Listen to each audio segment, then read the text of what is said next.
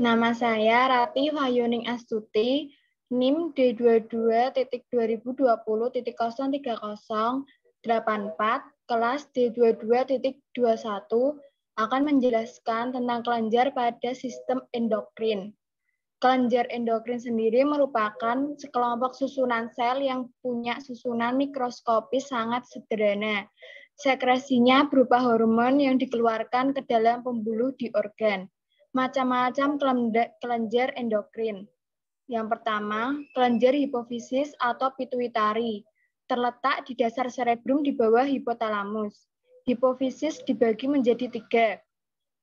Anterior bagian atas, posterior bagian bawah, dan pars intermedia bagian tengah. Fungsinya kelenjar pengendali dan pengatur kegiatan lainnya.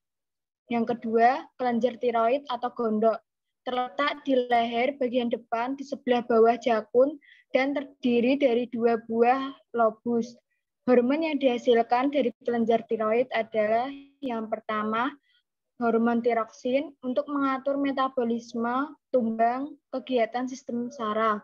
Yang kedua, triidontironin mengatur metabolisme, tumbang, dan kegiatan sistem saraf. Yang ketiga, kalsitonin menurunkan kadar kalsium dalam darah dengan cara mempercepat absorpsi kalsium oleh tulang. Yang ketiga, selanjutnya kelenjar paratiroid. Berjumlah 4 buah terletak di bagian bawah kelenjar tiroid. Kelenjar ini menghasilkan paratormon atau PTH yang berfungsi untuk mengatur kalsium dari usus, ekskresi kalsium oleh ginjal, dan pelepasan kalsium dari tulang. Fungsi paratiroid sendiri mengatur metabolisme fosfor dan kadar kalsium darah. Yang keempat, kelenjar pankreas atau pulau Langerhans. Sekelompok sel yang terletak pada pankreas dan yang dikenal dengan pulau-pulau Langerhans. Kelenjar pankreas terletak di dekat lambung. Kelenjar pankreas menghasilkan hormon insulin dan glukagon. Hormon insulin berfungsi sebagai perangsang hati untuk menyerap glukosa dan mengubahnya menjadi glikogen. Lalu kadar glukosa dalam darah menurun atau rendah, maka hormon glukagon akan mengubah glikogen menjadi glukosa.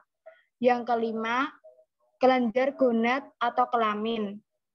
Di pria terdapat di testis dan di wanita terdapat di ovarium. Di dalam testis terdapat sel Leydig yang menghasilkan hormon testosteron atau androgen. Hormon testosteron sangat berpengaruh terhadap proses spermatogenesis atau proses pembentukan sperma dan pertumbuhan sekunder pada laki-laki. Ovarium menghasilkan hormon estrogen dan progesteron.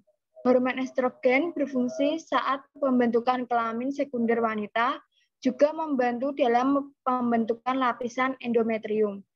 Hormon progesteron berfungsi menjaga kenebalan endometrium, menghambat produksi hormon FSH, dan memperlancar produksi laktogen atau susu. Yang keenam, kelenjar adrenal, terletak di atas organ ginjal. Kelenjar adrenal terdiri dari 2 bagian utama, yaitu korteks adrenal bagian luar dan medula adrenal bagian dalam. Korteks adrenal bertanggung jawab dalam memproduksi 3 jenis hormon, yaitu aldosteron yang mengatur elektrolit dalam tubuh dan tekanan darah, kortisol yang mengontrol kadar gula darah dan metabolisme, serta gonadokortikoid yang mengatur hormon seks.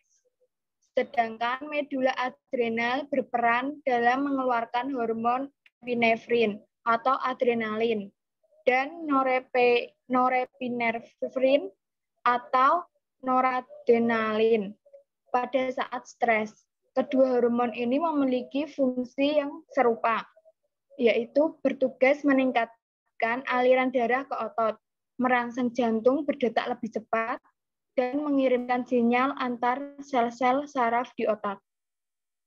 Yang terakhir, yang ketujuh, kelenjar timus. Kelenjar yang terletak di tengah rongga dada, tepatnya di belakang tulang dada dan di antara paru-paru. Bentuknya menyerupai tabung kecil dan terdiri atas dua bagian yang berukuran sama. Kelenjar timus ini ukurannya akan berubah seiring bertambahnya usia. Salah satu tugas penting kelenjar timus bagi kesehatan merupakan bagian dari sistem kekebalan tubuh yang berfungsi untuk melawan sel kanker dan mikroorganisme penyebab infeksi, termasuk berbagai macam virus seperti virus corona.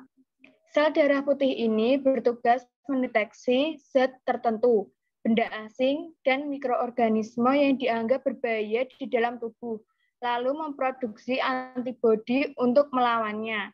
Sekian penjelasan dari saya. Apabila ada salah paham, mohon dimaafkan. Semoga bermanfaat. Terima kasih.